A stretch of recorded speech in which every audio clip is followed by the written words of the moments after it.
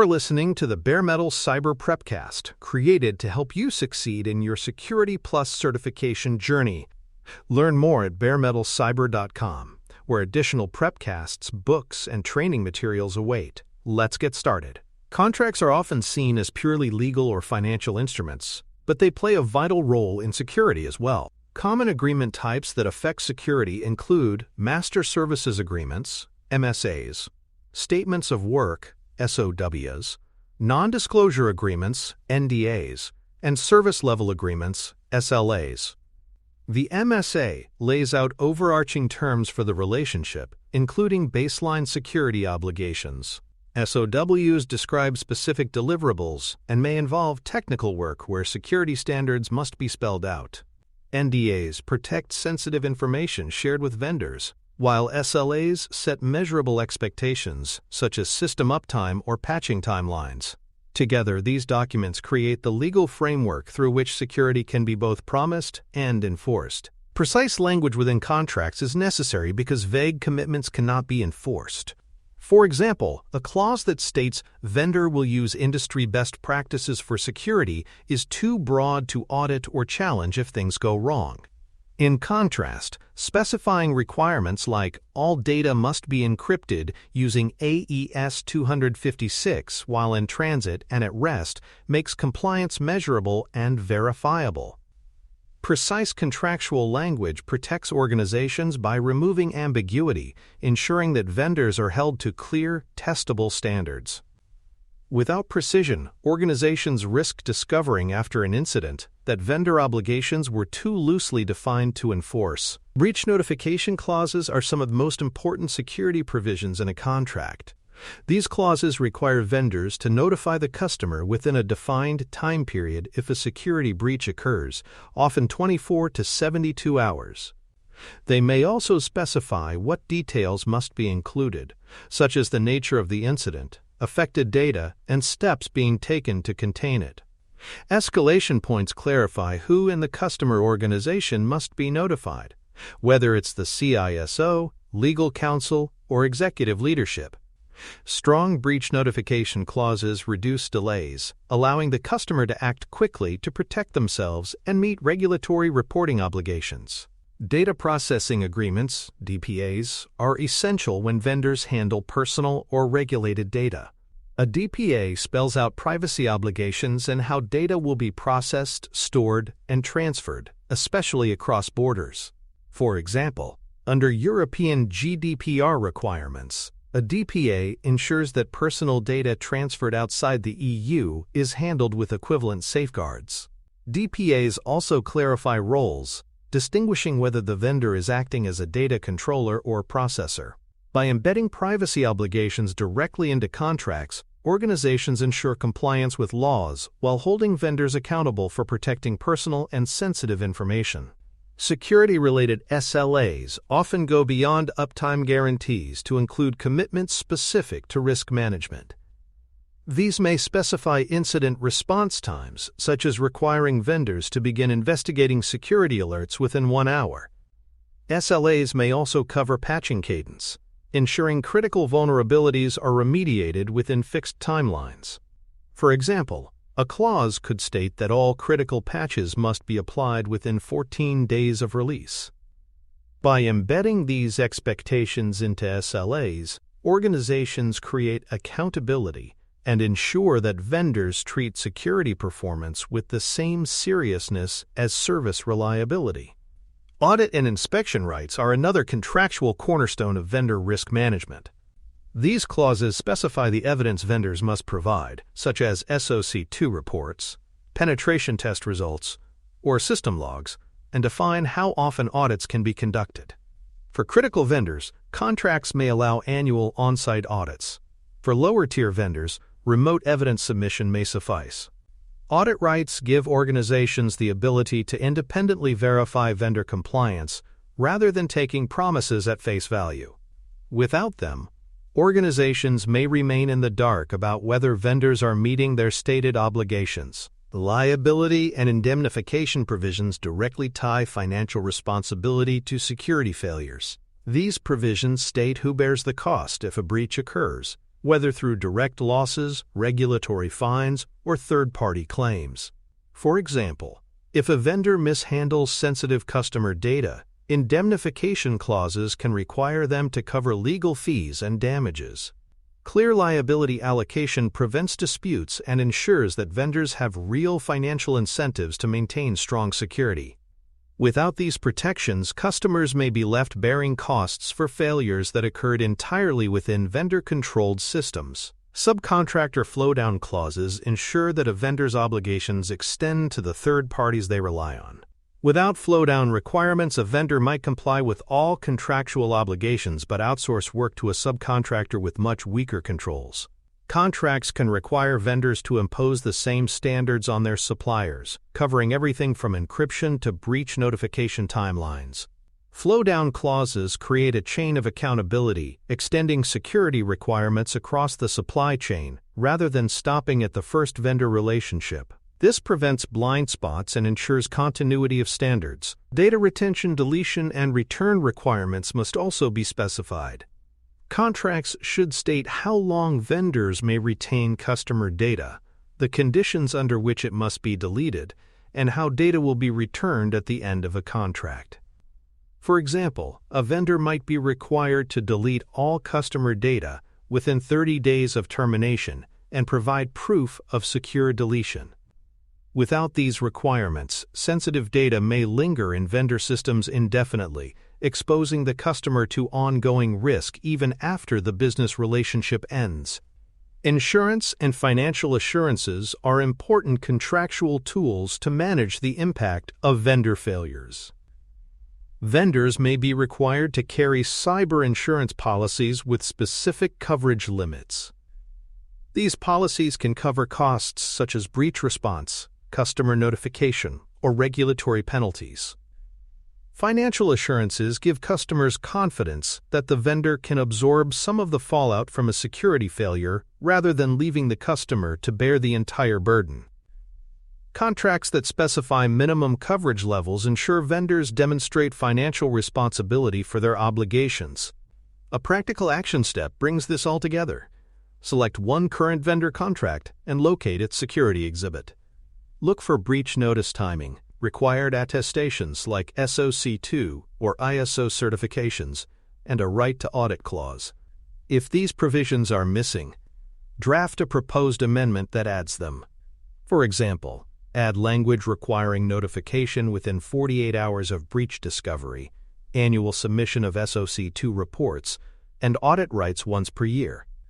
By reviewing and amending real contracts, organizations turn theory into practice, strengthening vendor accountability, and reducing exposure to third-party risks. By the end of Part 1, learners should recognize that contracts are not just legal necessities but enforceable tools for managing security risk. Each clause, from breach notification to encryption standards, creates a lever of accountability that makes vendor obligations measurable and defensible. Clear agreements protect organizations from ambiguity, ensure compliance with regulatory frameworks, and provide legal recourse when security failures occur.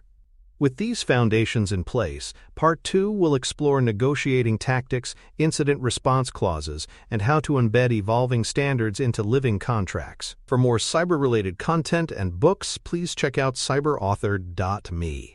Also, there are other prepcasts on cybersecurity and more at baremetalcyber.com. Negotiating security provisions in contracts requires a balance of firmness and pragmatism. Organizations should prioritize their non-negotiables, such as breach notification timelines or encryption standards, while allowing flexibility in areas like remediation timelines or reporting formats.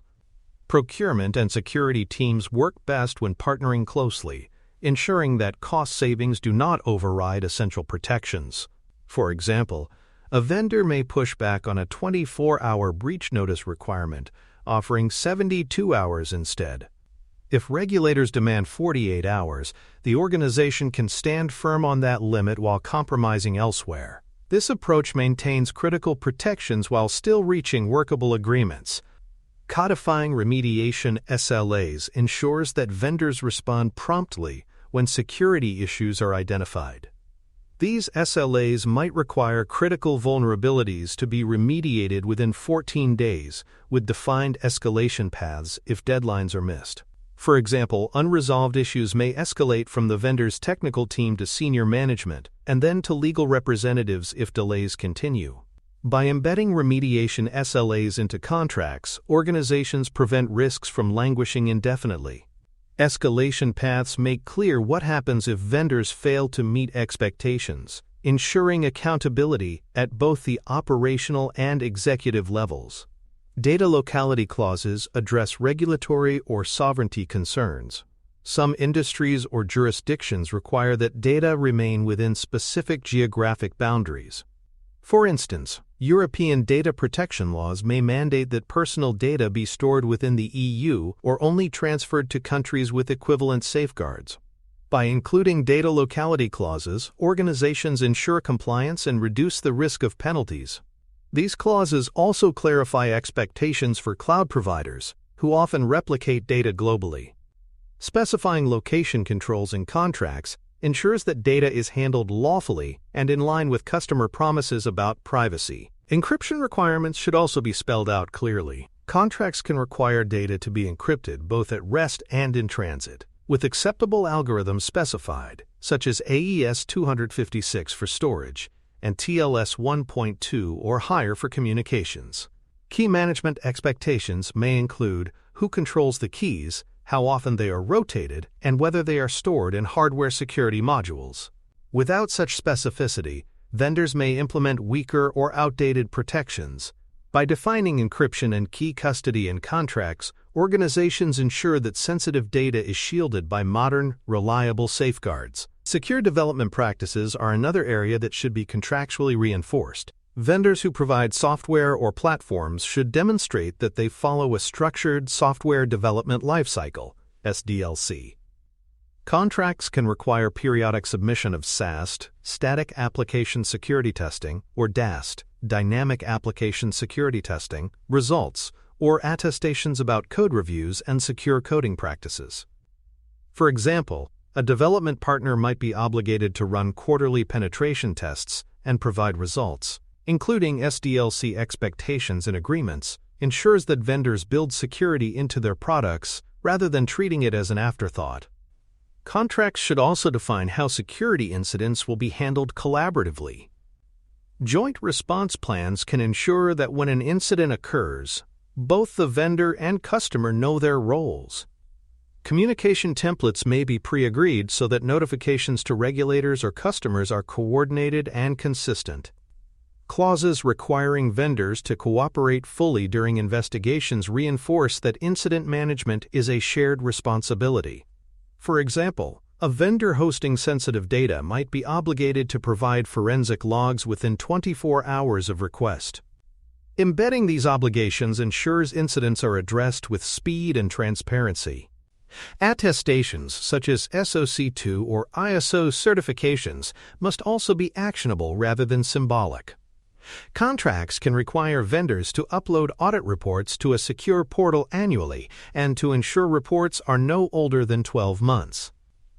Freshness requirements prevent vendors from presenting outdated evidence of compliance. For example, if a vendor's last audit was conducted 2 years ago, the customer cannot be confident in their current security posture. By formalizing these requirements, organizations ensure attestations are timely and useful, not just ceremonial checkboxes. Exit assistance obligations are critical when contracts end. Organizations should ensure that vendors commit to exporting data in usable formats, within clear timelines, and that secure deletion proofs are provided afterward. For instance, a cloud provider may be required to deliver customer data in CSV or JSON format within 30 days and provide confirmation that all backups have been securely destroyed. These clauses prevent vendor lock-in and ensure that sensitive data is not left behind in systems no longer under contractual control. Exit obligations make transitions safer and more predictable. Practical contract KPIs provide measurable ways to monitor vendor security performance during the contract's life. These might include the percentage of vulnerabilities remediated within SLA timelines, the timeliness of breach notifications, or the number of current attestations on file. When KPIs fall below acceptable levels, review meetings or penalties may be triggered. For example, if patch remediation drops below 90% compliance, the contract may require a joint governance review. KPIs prevent security clauses from being static words on paper and turn them into dynamic performance expectations that can be tracked. Material contract breaches must trigger escalation to procurement and legal teams for enforcement. If a vendor fails to remediate vulnerabilities or withholds breach notifications, contractual remedies may include financial penalties, suspension of services, or termination of the agreement. Clear remediation steps should be defined, ensuring breaches are not ignored. For instance, a contract might allow the customer to withhold payment until a critical issue is resolved. Escalation mechanisms reinforce accountability, making it clear that security failures have tangible business consequences. Evergreen clauses help contracts stay relevant as security standards evolve. These clauses require vendors to adopt new encryption algorithms when old ones are deprecated, rotate keys at agreed intervals, and align with updated security frameworks. Without evergreen clauses, contracts can become stale, locking organizations into outdated practices that attackers can easily bypass.